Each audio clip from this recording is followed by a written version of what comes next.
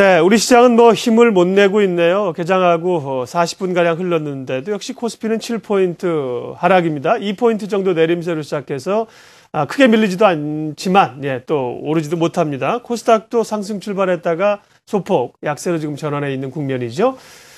우리 시장은 언제쯤 강력한 우리의 길로 갈 수 있을 것인가 궁금합니다. 마켓 리더 특급 전략 함께 하겠습니다. 교보증권 송상훈 리서치 센터장님 모셨습니다. 어서 오십시오. 예, 안녕하십니까. 네, 오랜만에 뵙습니다. 분위기가 좋아졌는데 미국 증시나 뭐 일본이나 이런 데 비하면 우리가 상승 탄력이 좀 더 떨어지기도 합니다. 코스피 앞으로 추가적인 상승 여력 얼마나 있을까요? 일단 부담 요인이 상당히 많이 있는 것 같습니다. 그럼에도 불구하고 저는 2000선을 안착할 수 있다. 그 가능성을 좀 높게 보고 있는 상황입니다. 먼저 부담 요인을 살펴보겠는데요. 한국 증시와 비교해서 미국, 일본 등 선진국 증시가 선제적으로 가파른 상승세를 보였기 때문에 이거에 따른 기술적 조정, 거기에 따라서 한국 증시가 동반 하락할 가능성이 좀 높아지고 있다라고 보고 있고요. 또 하나는 매월 발표되는 글로벌 경제 지표들이 현재 뚜렷한 개선 징후를 나타내기보다는 약간 완만한 상승세를 보이고 있습니다. 그래서 경기 쪽에서의 모멘텀 지원도 현실적으로 기대하기 어려운 상황입니다.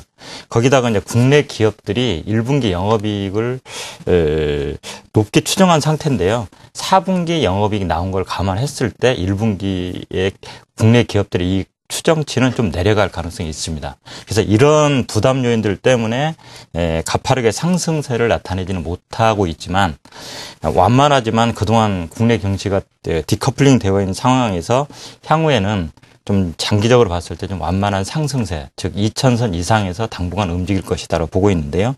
그 이후로는 일단 단기적으로 이익 개선 어렵지만 중기적으로는 괜찮습니다. 2분기 이후부터는 좀 회복세가 될 거로 보고 있고요. 그 근거로는 엔화가 약세 기조가 다소 좀 완화됐다는 것. 그리고 또 하나가 삼성전자가 상당히 이익을 많이 내고 있는데 1분기에도 그렇게 나쁘지 않습니다. 그래서 완성차 업체가 약간 좀 주춤하는 모습을 보이지만 삼성전자는 상대적으로 괜찮다라는 거고요. 또 하나 이제 차트를 좀 보시면은 말씀하시면 준비하겠습니다. 보시면 현재 우리나라 PBR 수준이 1배 수준입니다. 이건 사실상 장부가치 정도에서 지수가 움직이고 있는 상황인데요. 이런 밸류에이션 매력들을 감안했을 때 지수는 하락보다는 상승 쪽에 좀 무게가 있다라고 판단을 하고 있습니다. 향후 시장, 그러니까 이제 완만한 상승, 완만한 상승하고는 제한적 상승하고 좀 다른 거죠. 그러니까 상승세는 좀 이어갈 걸로. 하지만 추세적으로 이렇게 어느 정도나 급하게 갈 수 있을지는 좀 두고 봐야 된다는 말씀하셨습니다. 오늘 특별히 이제 외국인들의 그 수급 중심으로 내용을 많이 말씀을 해 주실 텐데요. 그나마 우리 증시가 이렇게 다시 좀 따라 붙을 수 있는 건 역시 뭐 외국인의 힘 아니겠습니까? 외국인들이 주로 최근에 뭘 샀는지 또 계속 살 수 있을지 좀 봐주세요. 일단 외국인의 수급 여건을 보면 연초부터 뱅가드 벤치마크 변경이 좀 벤치마크가 변경됐습니다. 그래서 한국 지수에 대해서 꾸준하게 파는 그런 매도 압력이 있어 왔는데요.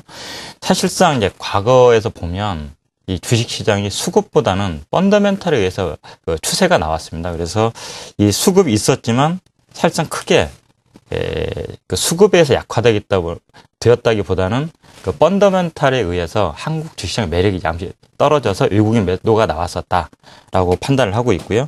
그래서 이제 앞으로는 그 외국인들이 좀 더 많이 살 걸로 판단을 하고 있습니다. 그 이유가 뭐냐면 2009년도에 이제 미국이 양적 완화 조치를 실시를 했는데요. 이때부터 현재까지 약 60조 원 정도 한국 주식을 샀습니다. 상당히 많이 산 물량이죠.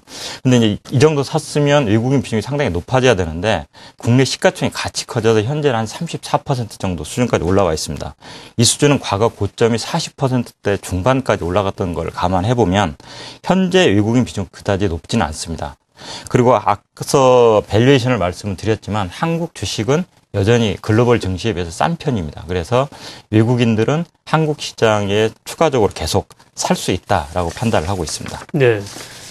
근데 반대로 말이죠. 외국인들의 자금은 풍부한데 이 이머징 마켓 가운데 한국보다는 왜냐하면 이게 원화 강세라든지 엔 약세라든지 환율 영향이 있지 않습니까?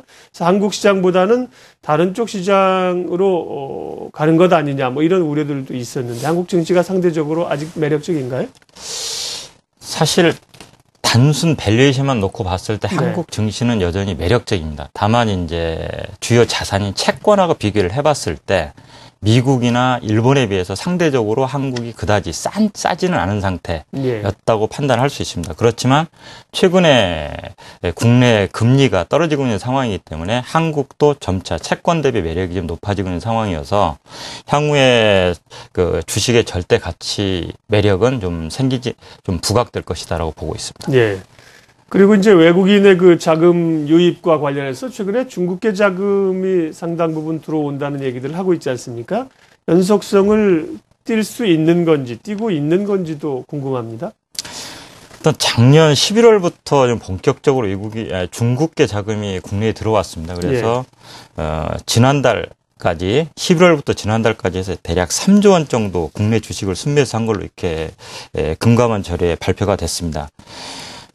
근데 이러한 추세는 앞으로 저는 계속 될 거라고 보고 있는데요. 그 이유는 일단 중국의 외환보유고가 3조 달러를 넘습니다. 그래서 이 자금이 달러 자산에 집중되어 있는 것을 다소 다변화하는 그러한 전략이 앞으로도 계속 될 거라고 판단을 하고 있고요. 거기에다가 최근에 중국 펀드 시장이 점차 해외 쪽으로 눈을 돌리고 있습니다. 그래서 이제 먼저 동남아 쪽에 먼저 진입을 해서 그쪽에서 상당히 수익이 났었는데요. 예, 그동안 이제 한국과 중국과의 어떤 관계, 경제적 관계를 고려했을 때 중국이 성장한다면 당연히 한국 시장도 높아진다는 거를 중국 사람들이 잘 알고 있는 상황입니다. 그래서 한국 주식에 대한 관심은 앞으로 당분간 계속될 것이다 라고 보고 있습니다. 예. 자, 전반적인 전략과 관심 섹터 알아보겠습니다. 지수가 점진적인 상승을 할 걸로 예측하셨는데 점진적 상승이라 하면 어떻게 대응을 해야 됩니까? 섹터는요. 지금 현재 투자자들이 가장 걱정하고 있는 부분은 미국 증시가 급등을 한 상태에서 조정을 하게 되면 한국 증시는 거기에 오를 때는 따로 갔지만 떨어질 때는 같이 떨어질 수 있는 그런 가능성을 가장 우려하고 있지 않나라고 생각을 합니다. 하지만 미국 증시가 단기적으로 크게 큰 폭의 조정을 보일 가능성은 상대적으로 낮습니다. 왜냐하면 2007년 10월 달에 고점이었는데 그때 미국 경제하고 지금의 미국 경제하고는 그때 미국 경제는 정점에서 떨어지는 쪽이었고 현재 미국 경제는 바닥에서 올라가는 추세입니다. 그래서 조정은 기술적 조정은 있을 수 있지만 급락 가능성은 낮다라고 판단을 하고 있습니다.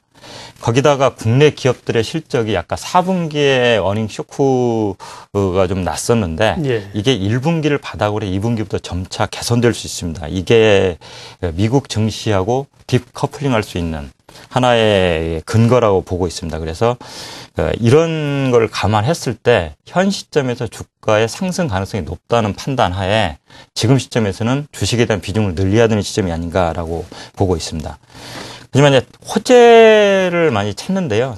사실 그 호재라는 거는 주가가 오른 상태에서 많이 논의가 되는 겁니다. 그래서 지금 상태에서는 미래 전망을 보고서 좀 투자를 하는 게 맞지 않나라고 생각을 하고 있습니다.